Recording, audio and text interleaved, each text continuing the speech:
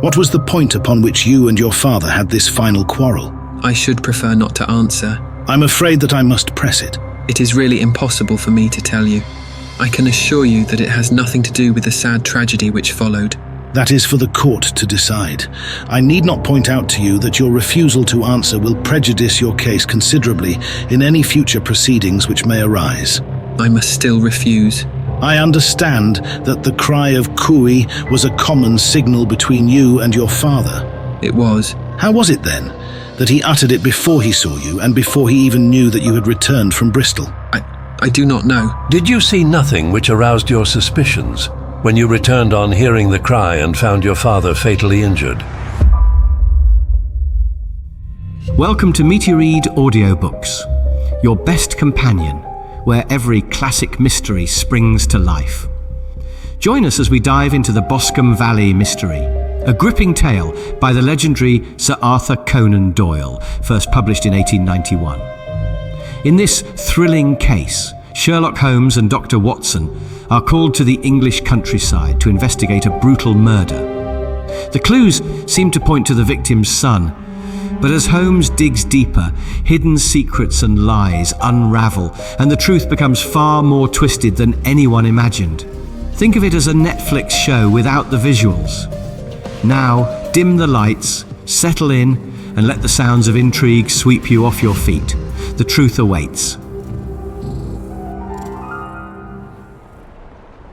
We were seated at breakfast one morning, my wife and I, when the maid brought in a telegram. It was from Sherlock Holmes and ran in this way. Have you a couple of days to spare?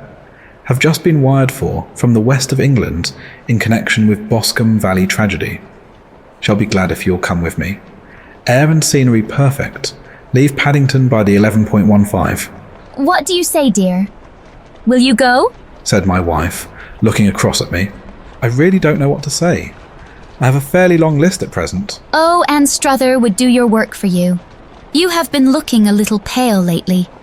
I think that the change would do you good, and you are always so interested in Mr. Sherlock Holmes's cases. I should be ungrateful if I were not, seeing what I gained through one of them. But if I'm to go, I must pack at once, for I have only half an hour. My experience of camp life in Afghanistan had at least had the effect of making me a prompt and ready traveller. My wants were few and simple, so that in less than the time stated, I was in a cab with my valise, rattling away to Paddington Station. Sherlock Holmes was pacing up and down the platform, his tall, gaunt figure made even gaunter and taller by his long grey travelling cloak and close-fitting cloth cap. "It is really very good of you to come, Watson," said he. "It makes a considerable difference to me having someone with me on whom I can thoroughly rely. Local aid is always either worthless or else biased. If you will keep the two corner seats, I shall get the tickets." We had the carriage to ourselves, save for an immense litter of papers which Holmes had brought with him. Among these he rummaged and read, with intervals of note-taking and of meditation, until we were past Reading. Then he suddenly rolled them all into a gigantic ball and tossed them up onto the rack. "Have you heard anything of the case?" Not a word.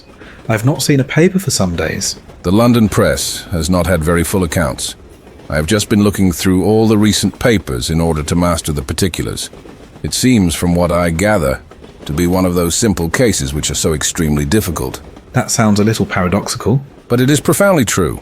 Singularity is almost invariably a clue. The more featureless and commonplace a crime is, the more difficult it is to bring it home. In this case, however, they have established a very serious case against the son of the murdered man." It is a murder, then? "Well, it is conjectured to be so. I shall take nothing for granted until I have the opportunity of looking personally into it. I will explain the state of things to you as far as I have been able to understand it in a very few words. Boscombe Valley is a country district not very far from Ross in Herefordshire. The largest landed proprietor in that part is a Mr. John Turner, who made his money in Australia and returned some years ago to the old country. One of the farms which he held, that of Hatherley, was let to Mr. Charles McCarthy, who was also an ex-Australian. The men had known each other in the colonies, so that it was not unnatural that when they came to settle down, they should do so as near each other as possible. Turner was apparently the richer man, so McCarthy became his tenant but still remained, it seems, upon terms of perfect equality, as they were frequently together. McCarthy had one son, a lad of 18, and Turner had an only daughter of the same age, but neither of them had wives living. They appear to have avoided the society of the neighboring English families and to have led retired lives, though both the McCarthys were fond of sport and were frequently seen at the race meetings of the neighborhood. McCarthy kept 2 servants, a man and a girl. Turner had a considerable household, some half-dozen at the least. That is as much as I've been able to gather about the families. Now for the facts. On June 3rd, that is, on Monday last, McCarthy left his house at Hatherley about 3 in the afternoon and walked down to the Boscombe Pool, which is a small lake formed by the spreading out of the stream, which runs down the Boscombe Valley. He had been out with his serving man in the morning at Ross, and he had told the man that he must hurry, as he had an appointment of importance to keep at 3. From that appointment, he never came back alive. From Hatherley farmhouse to the Boscombe Pool is a 1/4 of a mile, and 2 people saw him as he passed over this ground. One was an old woman, whose name is not mentioned, and the other was William Crowder, a gamekeeper in the employ of Mr. Turner. Both these witnesses deposed that Mr. McCarthy was walking alone. The gamekeeper adds that within a few minutes of his seeing Mr. McCarthy pass, he had seen his son, Mr. James McCarthy, going the same way with a gun under his arm. To the best of his belief, the father was actually in sight at the time, and the son was following him. He thought no more of the matter until he heard in the evening of the tragedy that had occurred. The 2 McCarthys were seen after the time when William Crowder, the gamekeeper, lost sight of them. The Boscombe Pool is thickly wooded round, with just a fringe of grass and of reeds round the edge. A girl of 14, Patience Moran, who is the daughter of the lodgekeeper of the Boscombe Valley estate, was in one of the woods picking flowers. She states that while she was there, she saw at the border of the wood and close by the lake Mr. McCarthy and his son, and that they appeared to be having a violent quarrel. She heard Mr. McCarthy the elder using very strong language to his son, and she saw the latter raise up his hand as if to strike his father. She was so frightened by their violence that she ran away and told her mother when she reached home that she had left the 2 McCarthys quarreling near Boscombe Pool, and that she was afraid that they were going to fight. She had hardly said the words when young Mr. McCarthy came running up to the lodge to say that he had found his father dead in the wood, and to ask for the help of the lodgekeeper. He was much excited, without either his gun or his hat, and his right hand and sleeve were observed to be stained with fresh blood. On following him, they found the dead body stretched out upon the grass beside the pool. The head had been beaten in by repeated blows of some heavy and blunt weapon. The injuries were such as might very well have been inflicted by the butt end of his son's gun, which was found lying on the grass within a few paces of the body. Under these circumstances, the young man was instantly arrested, and a verdict of willful murder having been returned at the inquest on Tuesday, he was on Wednesday brought before the magistrates at Ross, who have referred the case to the next assizes. Those are the main facts of the case as they came out before the coroner and the police court. I could hardly imagine a more damning case. If ever circumstantial evidence pointed to a criminal, it does so here. Circumstantial evidence is a very tricky thing. It may seem to point very straight to one thing, but if you shift your own point of view a little, you may find it pointing in an equally uncompromising manner to something entirely different. It must be confessed, however, that the case looks exceedingly grave against the young man, and it is very possible that he is indeed the culprit. There are several people in the neighborhood, however, and among them Miss Turner, the daughter of the neighboring landowner, who believe in his innocence, and who have retained Lestrade, whom you may recollect in connection with the study in Scarlet, to work out the case in his interest. Lestrade, being rather puzzled, has referred the case to me, and hence it is that 2 middle-aged gentlemen are flying westward at 50 miles an hour instead of quietly digesting their breakfasts at home. I'm afraid that the facts are so obvious that you will find little credit to be gained out of this case. There is nothing more deceptive than an obvious fact. Besides, we may chance to hit upon some other obvious facts, which may have been by no means obvious to Mr. Lestrade. You know me too well to think that I am boasting when I say that I shall either confirm or destroy his theory, by means which he is quite incapable of employing or even of understanding. To take the first example to hand, I very clearly perceive that in your bedroom, the window is upon the right-hand side, and yet I question whether Mr. Lestrade would have noted even so self-evident a thing as that. How on earth? My dear fellow, I know you well. I know the military neatness which characterizes you. You shave every morning, and in this season you shave by the sunlight. But since your shaving is less and less complete as we get farther back on the left side until it becomes positively slovenly, as we get round the angle of the jaw, it is surely very clear that that side is less illuminated than the other. I could not imagine a man of your habits looking at himself in an equal light and being satisfied with such a result. I only quote this as a trivial example of observation and inference. Therein lies my métier, and it is just possible that it may be of some service in the investigation which lies before us. There are one or two minor points which were brought out in the inquest, and which are worth considering. What are they? It appears that his arrest did not take place at once, but after the return to Hatherley Farm. On the inspector of constabulary informing him that he was a prisoner, he remarked that he was not surprised to hear it, and that it was no more than his deserts. This observation of his had the natural effect of removing any traces of doubt which might have remained in the minds of the coroner's jury. It was a confession. No, for it was followed by a protestation of innocence. Coming on the top of such a damning series of events, it was at least a most suspicious remark. On the contrary, it is the brightest rift which I can at present see in the clouds. However innocent he might be, he could not be such an absolute imbecile as not to see that the circumstances were very black against him. Had he appeared surprised at his own arrest, or feigned indignation at it, I should have looked upon it as highly suspicious, because such surprise or anger would not be natural under the circumstances, and yet might appear to be the best policy to a scheming man. His frank acceptance of the situation marks him as either an innocent man, or else as a man of considerable self-restraint and firmness.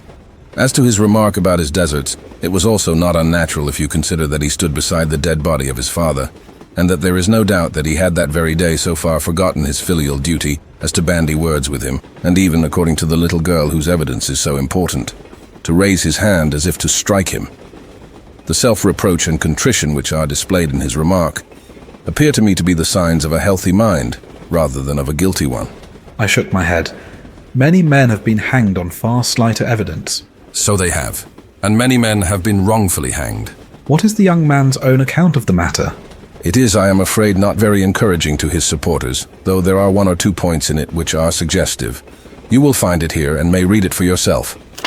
He picked out from his bundle a copy of the local Herefordshire paper, and having turned down the sheet, he pointed out the paragraph in which the unfortunate young man had given his own statement of what had occurred. I settled myself down in the corner of the carriage and read it very carefully. It ran in this way. Mr. James McCarthy, the only son of the deceased, was then called and gave evidence as follows. I had been away from home for 3 days at Bristol, and had only just returned upon the morning of last Monday, the 3rd. My father was absent from home at the time of my arrival, and I was informed by the maid that he had driven over to Ross with John Cobb, the groom. Shortly after my return, I heard the wheels of his trap in the yard, and looking out of my window, I saw him get out and walk rapidly out of the yard, though I was not aware in which direction he was going. I then took my gun and strolled out in the direction of the Boscombe Pool with the intention of visiting the rabbit warren, which is upon the other side. On my way I saw William Crowder, the gamekeeper, as he had stated in his evidence, but he is mistaken in thinking that I was following my father. I had no idea that he was in front of me. When about 100 yards from the pool, I heard a cry of "Cooey! Cooey! Cooey!" which was a usual signal between my father and myself. I then hurried forward and found him standing by the pool. He appeared to be much surprised at seeing me, and asked me rather roughly what I was doing there. "What are you doing here? Were you following me?" A conversation ensued, which led to high words and almost to blows, for my father was a man of a very violent temper. Seeing that his passion was becoming ungovernable, I left him and returned towards Hatherley Farm. I had not gone more than 150 yards, however, when I heard a hideous outcry behind me, which caused me to run back again. I found my father expiring upon the ground, with his head terribly injured. I dropped my gun and held him in my arms, but he almost instantly expired. I knelt beside him for some minutes, and then made my way to Mr. Turner's lodgekeeper, his house being the nearest, to ask for assistance. I saw no one near my father when I returned, and I have no idea how he came by his injuries. He was not a popular man, being somewhat cold and forbidding in his manners, but he had, as far as I know, no active enemies. I know nothing further of the matter. The following conversation or interrogation, as one may say, is between the coroner and the witness. Did your father make any statement to you before he died? He mumbled a few words, but I could only catch some allusion to a rat. What did you understand by that? It conveyed no meaning to me. I thought that he was delirious. What was the point upon which you and your father had this final quarrel? I should prefer not to answer. I'm afraid that I must press it. It is really impossible for me to tell you. I can assure you that it has nothing to do with the sad tragedy which followed. That is for the court to decide. I need not point out to you that your refusal to answer will prejudice your case considerably in any future proceedings which may arise. I must still refuse. I understand that the cry of cooey was a common signal between you and your father. It was. How was it then that he uttered it before he saw you and before he even knew that you had returned from Bristol? I do not know. Did you see nothing which aroused your suspicions when you returned on hearing the cry and found your father fatally injured? A juryman said. Nothing definite. What do you mean? I was so disturbed and excited as I rushed out into the open that I could think of nothing except of my father. Yet, I have a vague impression that as I ran forward, something lay upon the ground to the left of me. It seemed to me to be something grey in colour, a coat of some sort, or a plaid perhaps. When I rose from my father, I looked round for it, but it was gone. Do you mean that it disappeared before you went for help? Yes, it was gone. You cannot say what it was? No, I had a feeling something was there. How far from the body? 12 yards or so. And how far from the edge of the wood? About the same. Then if it was removed, it was while you were within 12 yards of it? Yes, but with my back towards it. This concluded the examination of the witness. I see, said I, as I glanced down the column, that the coroner, in his concluding remarks, was rather severe upon young McCarthy. He calls attention, and with reason, to the discrepancy about his father having signalled to him before seeing him, also to his refusal to give details of his conversation with his father, and his singular account of his father's dying words. They are all, as he remarks, very much against the sun. Holmes laughed softly to himself and stretched himself out upon the cushioned seat. Both you and the coroner have been at some pains to single out the very strongest points in the young man's favor. Don't you see that you alternately give him credit for having too much imagination and too little? Too little if he could not invent a cause of quarrel which would give him the sympathy of the jury. Too much if he evolved from his own inner consciousness anything so outre as a dying reference to a rat and the incident of the vanishing cloth. No, sir, I shall approach this case from the point of view that what this young man says is true, and we shall see whither that hypothesis will lead us. And now, here is my pocket Petrarch, and not another word shall I say of this case until we are on the scene of action. We lunch at Swindon, and I see that we shall be there in 20 minutes.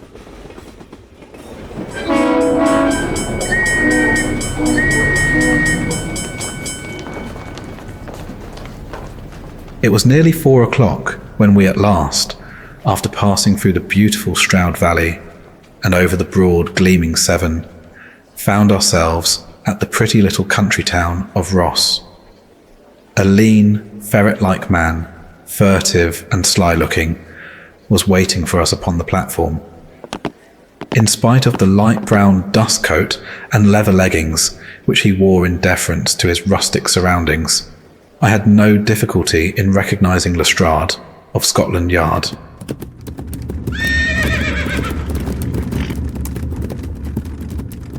With him we drove to the Hereford Arms, where a room had already been engaged for us.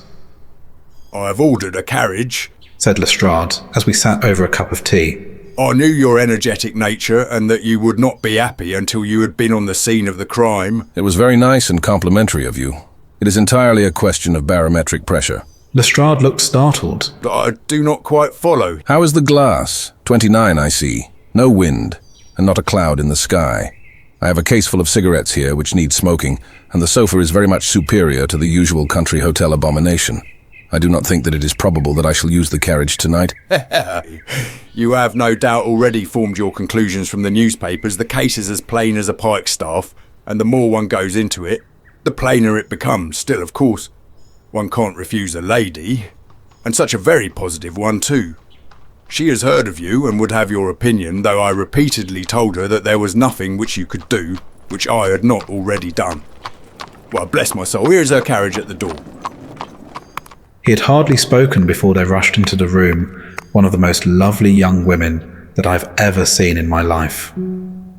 Her violet eyes shining, her lips parted, a pink flush upon her cheeks, all thought of her natural reserve lost in her overpowering excitement and concern. "Oh, Mr. Sherlock Holmes," she cried, glancing from one to the other of us, and finally, with a woman's quick intuition, fastening upon my companion. "I am so glad that you have come. I have driven down to tell you so. I know that James didn't do it. I know it, and I want you to start upon your work knowing it too. Never let yourself doubt upon that point. We have known each other since we were little children, and I know his faults as no one else does, but he is too tender-hearted to hurt a fly. Such a charge is absurd to anyone who really knows him." I hope we may clear him, Miss Turner. You may rely upon my doing all that I can. "But you have read the evidence. You have formed some conclusion. Do you not see some loophole, some flaw? Do you not yourself think that he is innocent?" I think that it is very probable. "There, now. Throwing back her head and looking defiantly at Lestrade. You hear? He gives me hopes." Lestrade shrugged his shoulders. I'm afraid that my colleague has been a little quick in forming his conclusions. "But he is right. Oh, I know that he is right. James never did it. And about his quarrel with his father, I am sure that the reason why he would not speak about it to the coroner was because I was concerned in it." In what way? Asked Holmes. "It is no time for me to hide anything. James and his father had many disagreements about me. Mr. McCarthy was very anxious that there should be a marriage between us. James and I have always loved each other as brother and sister, but of course he is young and has seen very little of life yet, and, well, he naturally did not wish to do anything like that yet. So there were quarrels, and this, I am sure, was one of them." And your father? Was he in favour of such a union? "No, he was averse to it also. No one but Mr. McCarthy was in favour of it." A quick blush passed over her fresh young face as Holmes shot one of his keen, questioning glances at her. Thank you for this information. May I see your father if I call tomorrow? "I am afraid the doctor won't allow it." The doctor? "Yes, have you not heard? Poor father has never been strong for years back, but this has broken him down completely. He has taken to his bed, and Dr. Willow says that he is a wreck and that his nervous system is shattered. Mr. McCarthy was the only man alive who had known Dad in the old days in Victoria." Ha! In Victoria? That is important. "Yes, at the mines." Quite so. At the gold mines, where, as I understand, Mr. Turner made his money. "Yes, certainly." Thank you, Miss Turner. You have been of material assistance to me. "You will tell me if you have any news tomorrow. No doubt you will go to the prison to see James. If you do, Mr. Holmes, do tell him that I know him to be innocent." I will, Miss Turner. "I must go home now, for Dad is very ill, and he misses me so if I leave him. Goodbye, and God help you in your undertaking." She hurried from the room as impulsively as she had entered, and we heard the wheels of her carriage rattle off down the street. I'm ashamed of you, Holmes, said Lestrade with dignity after a few minutes' silence. Why should you raise up hopes which you are bound to disappoint? I am not over-tender of heart, but I call it cruel. I think that I see my way to clearing James McCarthy. Have you an order to see him in prison? Yes, but only for you and me. Then I shall reconsider my resolution about going out. We have still time to take a train to Hereford and see him tonight? Ample. Then let us do so. Watson, I fear that you will find it very slow, but I shall only be away a couple of hours. Hey, you still there? Sorry for jumping in while you're listening. Just wanted to quickly mention that we publish stories like this every Sunday. If you're enjoying it, consider subscribing for more. Happy listening. I walked down to the station with them, and then wandered through the streets of the little town, finally returning to the hotel, where I lay upon the sofa and tried to interest myself in a yellow-backed novel. The puny plot of the story was so thin, however, when compared to the deep mystery through which we were groping, and I found my attention wander so continually from the action to the fact that I at last flung it across the room and gave myself up entirely to a consideration of the events of the day. Supposing that this unhappy young man's story were absolutely true, then what hellish thing, what absolutely unforeseen and extraordinary calamity could have occurred between the time when he parted from his father and the moment when, drawn back by his screams, he rushed into the glade? It was something terrible and deadly. What could it be? Might not the nature of the injuries reveal something to my medical instincts? I rang the bell and called for the weekly county paper, which contained a verbatim account of the inquest. In the surgeon's deposition, it was stated that the posterior third of the left parietal bone and the left half of the occipital bone had been shattered by a heavy blow from a blunt weapon. I marked the spot upon my own head. Clearly such a blow must have been struck from behind. That was to some extent in favour of the accused, as when seen quarrelling, he was face to face with his father. Still, it did not go for very much, for the older man might have turned his back before the blow fell. Still, it might be worthwhile to call Holmes's attention to it. Then there was the peculiar dying reference to a rat. What could that mean? It could not be delirium. A man dying from a sudden blow does not commonly become delirious. No, it was more likely to be an attempt to explain how he met his fate. But what could it indicate? I cudgelled my brains to find some possible explanation. And then the incident of the grey cloth seen by young McCarthy. If that were true, the murderer must have dropped some part of his dress, presumably his overcoat, in his flight, and must have had the hardihood to return and to carry it away at the instant when the son was kneeling with his back turned, not a dozen paces off. What a tissue of mysteries and improbabilities the whole thing was. I did not wonder at Lestrade's opinion, and yet I had so much faith in Sherlock Holmes's insight that I could not lose hope as long as every fresh fact seemed to strengthen his conviction of young McCarthy's innocence. It was late before Sherlock Holmes returned. He came back alone, for Lestrade was staying in lodgings in the town. The glass still keeps very high, he remarked as he sat down.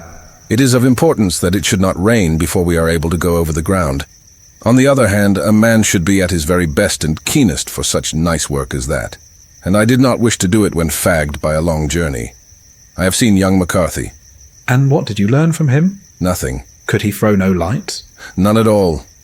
I was inclined to think at one time that he knew who had done it and was screening him or her, but I am convinced now that he is as puzzled as everyone else. He is not a very quick-witted youth, though comely to look at, and I should think sound at heart. I cannot admire his taste, if it is indeed a fact that he was averse to a marriage with so charming a young lady as this Miss Turner. Ah, thereby hangs a rather painful tale. This fellow is madly, insanely in love with her, but some 2 years ago, when he was only a lad and before he really knew her, for she had been away 5 years at a boarding school, what does the idiot do but get into the clutches of a barmaid in Bristol and marry her at a registry office? No one knows a word of the matter, but you can imagine how maddening it must be to him to be upbraided for not doing what he would give his very eyes to do, but what he knows to be absolutely impossible. It was sheer frenzy of this sort which made him throw his hands up into the air when his father, at their last interview, was goading him on to propose to Miss Turner. On the other hand, he had no means of supporting himself, and his father, who was by all accounts a very hard man, would have thrown him over utterly had he known the truth. It was with his barmaid wife that he had spent the last 3 days in Bristol, and his father did not know where he was. Mark that point, it is of importance. Good has come out of evil, however, for the barmaid, finding from the papers that he's in serious trouble and likely to be hanged, has thrown him over utterly, and has written to him to say that she has a husband already in the Bermuda dockyard, so that there is really no tie between them. I think that bit of news has consoled young McCarthy for all that he has suffered. But if he is innocent, who has done it? Ah, who? I would call your attention very particularly to 2 points. One is that the murdered man had an appointment with someone at the pool, and that the someone could not have been his son, for his son was away. and he did not know when he would return. The second is that the murdered man was heard to cry, "Cooey," before he knew that his son had returned. Those are the crucial points upon which the case depends. And now let us talk about George Meredith, if you please. And we shall leave all minor matters until tomorrow. There was no rain, as Holmes had foretold, and the morning broke bright and cloudless. At 9 o'clock, Lestrade called for us with the carriage, and we set off for Hatherley Farm and the Boscombe Pool. There is serious news this morning, Lestrade observed. It is said that Mr. Turner of the Hall is so ill that his life is despaired of. An elderly man, I presume. About 60, but his constitution has been shattered by his life abroad, and he has been in failing health for some time. This business has had a very bad effect upon him. He was an old friend of McCarthy's, and I may add, a great benefactor to him. For I have learned that he gave him Hatherley Farm rent-free. Indeed. That is interesting. Oh yes, in 100 other ways he has helped him. Everybody about here speaks of his kindness to him. Really, does it not strike you as a little singular that this McCarthy, who appears to have had little of his own, and to have been under such obligations to Turner, should still talk of marrying his son to Turner's daughter, who is presumably heiress to the estate, and that in such a very cocksure manner, as if it were merely a case of a proposal and all else would follow? It is the more strange, since we know that Turner himself was averse to the idea. The daughter told us as much. Do you not deduce something from that? We have got to the deductions and the inferences, said Lestrade, winking at me. I find it hard enough to tackle facts, Holmes, without flying away after theories and fancies. You are right. You do find it very hard to tackle the facts. Anyhow, I have grasped one fact which you seem to find it difficult to get hold of. And that is? That McCarthy Sr. met his death from McCarthy Jr., and that all theories to the contrary are the merest moonshine. Well, moonshine is a brighter thing than fog. But I am very much mistaken if this is not Hatherley Farm upon the left. Yes, that is it. It was a widespread, comfortable-looking building, 2-storied, slate-roofed, with great yellow blotches of lichen upon the grey walls. The drawn blinds and the smokeless chimneys, however, gave it a stricken look, as though the weight of this horror still lay heavy upon it.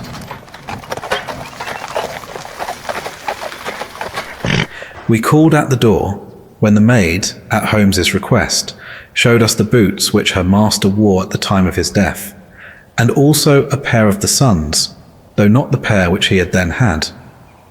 Having measured these very carefully from 7 or 8 different points, Holmes desired to be led to the courtyard, from which we all followed the winding track which led to Boscombe Pool.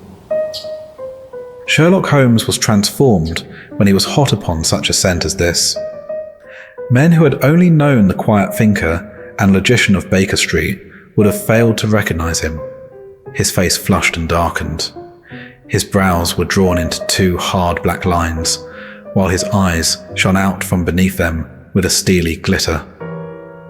His face was bent downward, his shoulders bowed, his lips compressed, and the veins stood out like whipcord in his long sinewy neck. His nostrils seemed to dilate with a purely animal lust for the chase, and his mind was so absolutely concentrated upon the matter before him that a question or remark fell unheeded upon his ears, or at the most only provoked a quick, impatient snarl in reply. Swiftly and silently he made his way along the track which ran through the meadows, and so by way of the woods to the Boscombe Pool.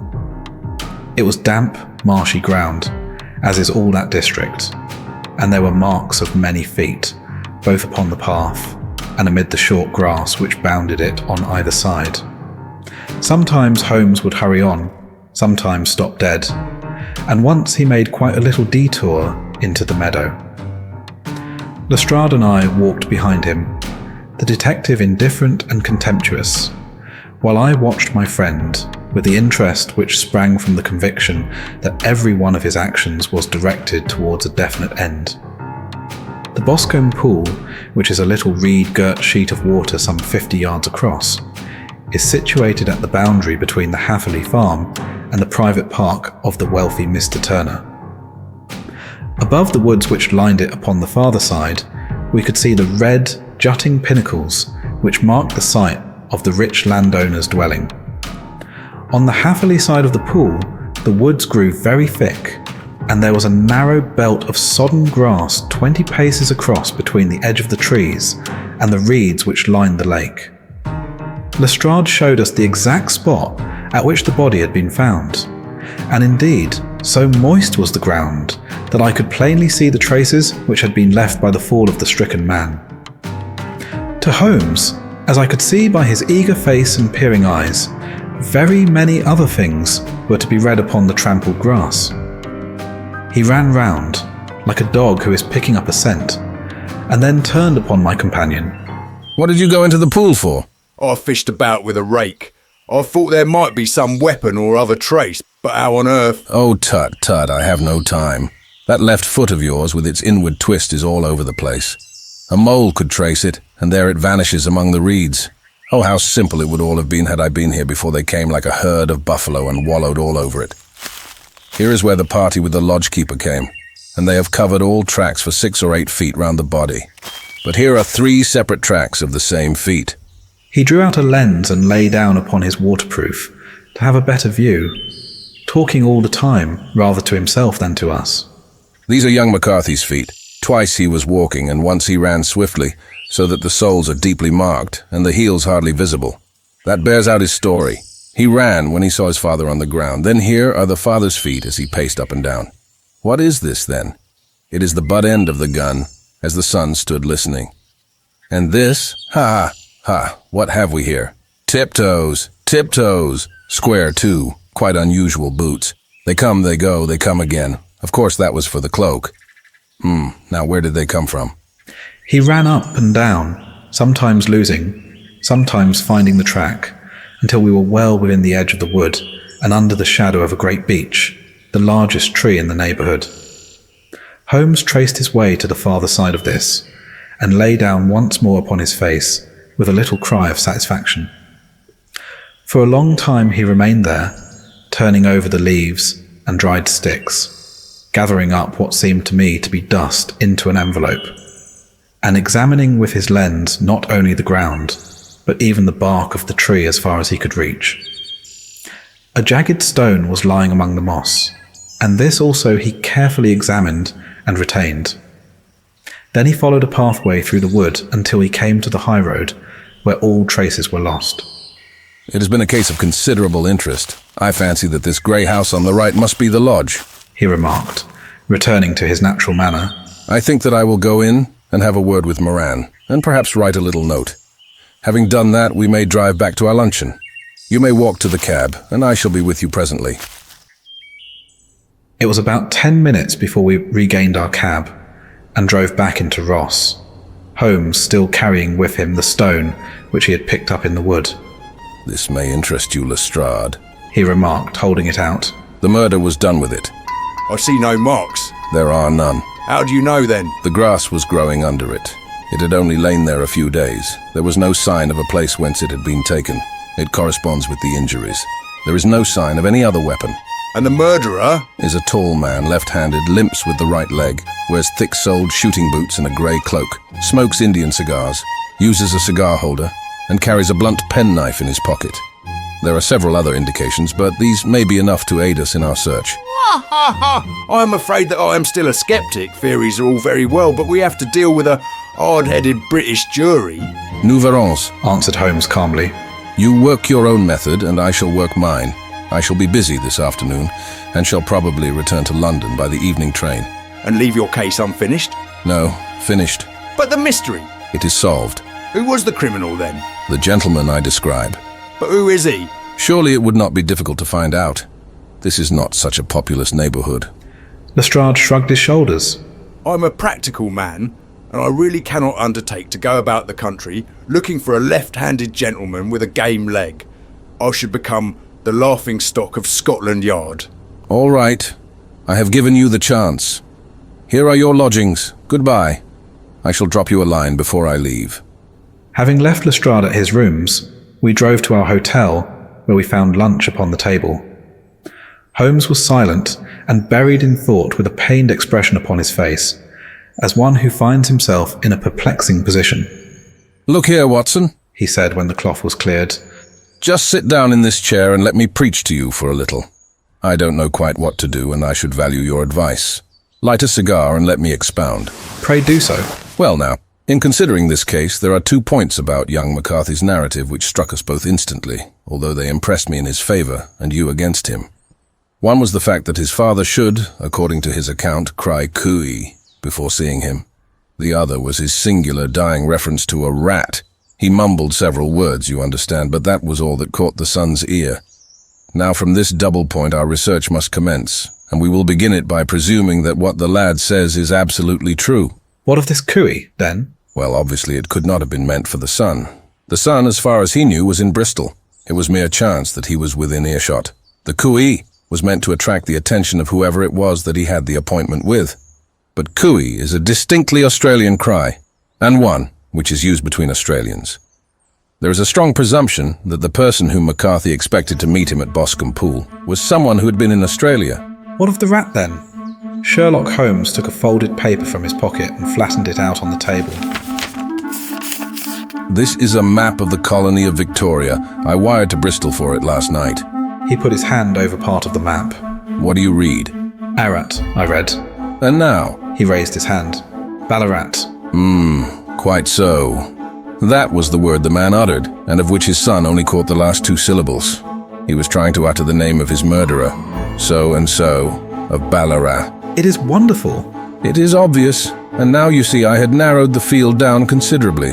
The possession of a grey garment was a 3rd point which, granting the son's statement to be correct, was a certainty.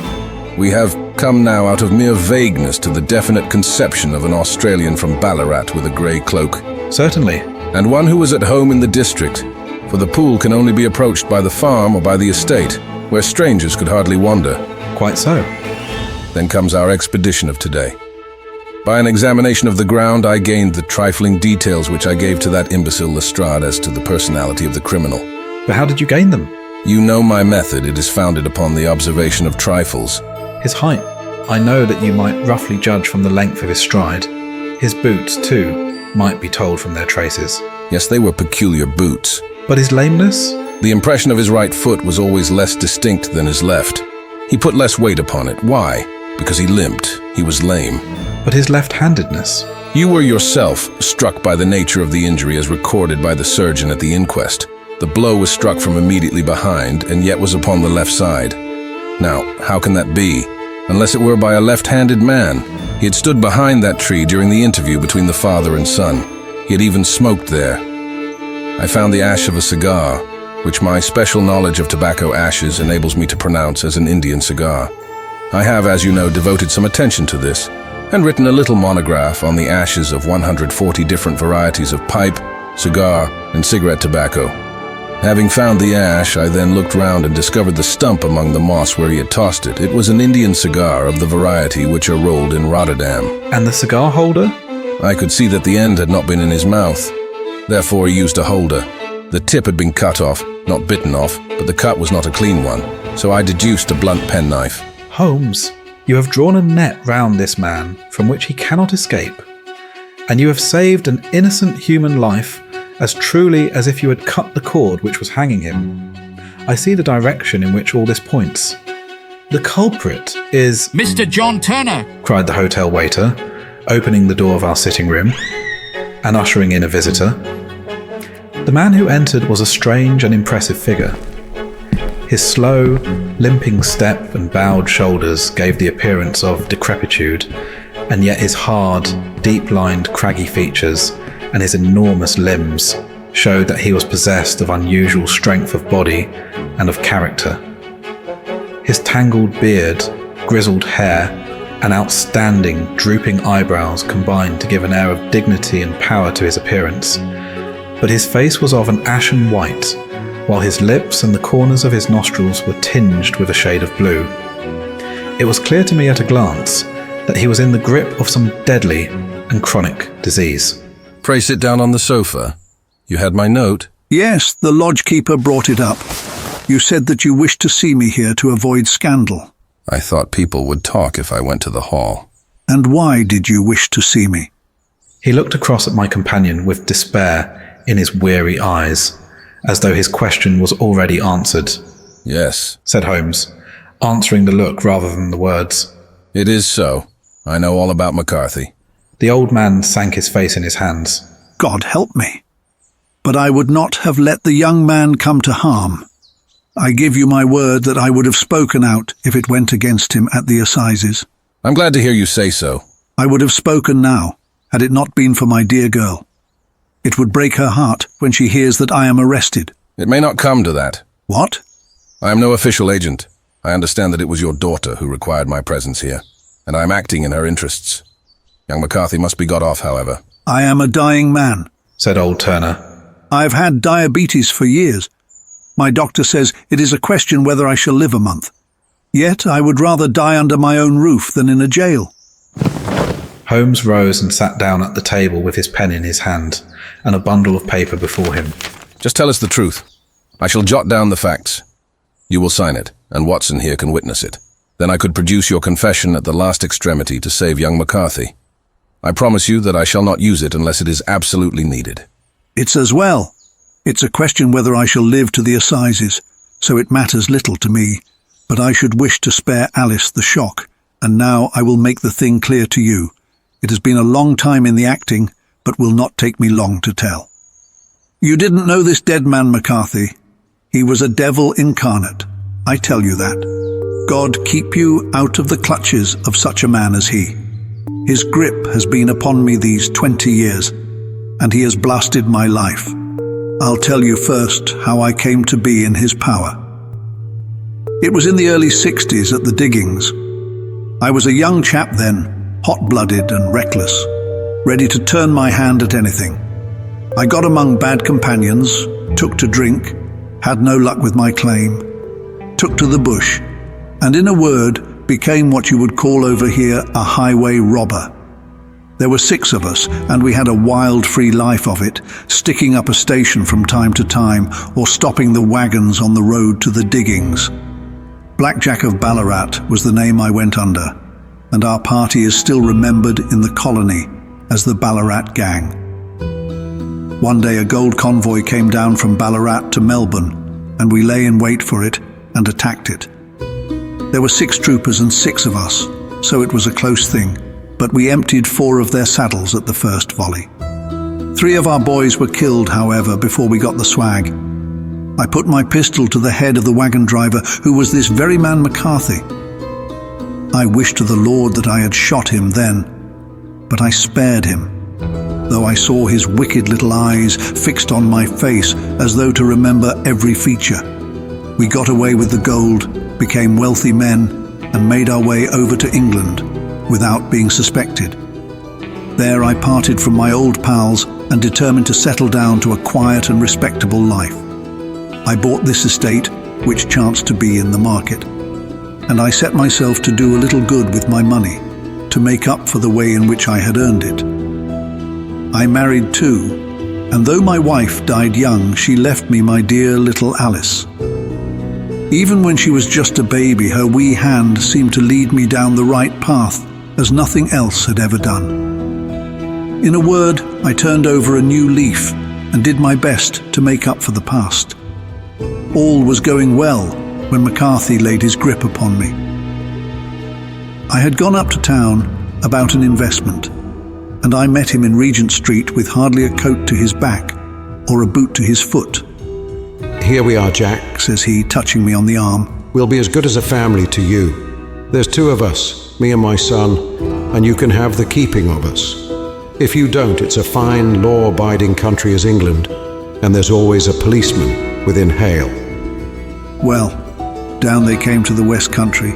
There was no shaking them off, and there they have lived rent-free on my best land ever since. There was no rest for me, no peace, no forgetfulness. Turn where I would, there was his cunning, grinning face at my elbow. It grew worse as Alice grew up, for he soon saw I was more afraid of her knowing my past than of the police. Whatever he wanted he must have, and whatever it was I gave him without question, land, money, houses, until at last he asked a thing which I could not give. He asked for Alice. His son, you see, had grown up, and so had my girl, and as I was known to be in weak health, It seemed a fine stroke to him that his lad should step into the whole property. But there I was firm. I would not have his cursed stock mixed with mine. Not that I had any dislike to the lad, but his blood was in him, and that was enough. I stood firm. McCarthy threatened. I braved him to do his worst. We were to meet at the pool midway between our houses to talk it over. When I went down there, I found him talking with his son, so I smoked a cigar and waited behind a tree until he should be alone. But as I listened to his talk, all that was black and bitter in me seemed to come uppermost. He was urging his son to marry my daughter with as little regard for what she might think as if she were a slut from off the streets. It drove me mad to think that I and all that I held most dear should be in the power of such a man as this. Could I not snap the bond? I was already a dying and a desperate man. Though clear of mind and fairly strong of limb, I knew that my own fate was sealed. But my memory and my girl, both could be saved if I could but silence that foul tongue. I did it, Mr. Holmes. I would do it again. Deeply as I have sinned, I have led a life of martyrdom to atone for it. But that my girl should be entangled in the same meshes which held me was more than I could suffer. I struck him down with no more compunction than if he had been some foul and venomous beast. His cry brought back his son, but I had gained the cover of the wood, though I was forced to go back to fetch the cloak which I had dropped in my flight. That is the true story, gentlemen, of all that occurred. Well, it is not for me to judge you, said Holmes, as the old man signed the statement which had been drawn out. I pray that we may never be exposed to such a temptation. I pray not, sir. And what do you intend to do? In view of your health, nothing. You are yourself aware that you will soon have to answer for your deed at a higher court than the assizes. I will keep your confession. And if McCarthy is condemned, I shall be forced to use it. If not, it shall never be seen by mortal eye. And your secret, whether you be alive or dead, shall be safe with us. Farewell, then, said the old man solemnly.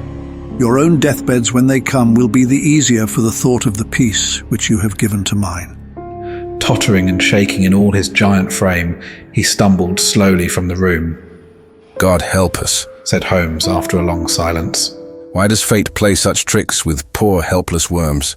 I never hear of such a case as this that I do not think of Baxter's words and say, there, but for the grace of God goes Sherlock Holmes.